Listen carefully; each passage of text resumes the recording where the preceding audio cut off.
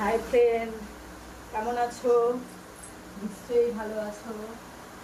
আমিও ভালো আছি। তো অনেকে এরকম কমেন্ট দেখেছি কয়েকটা, তার জন্য আমি কথাটা এখানেই বলছি।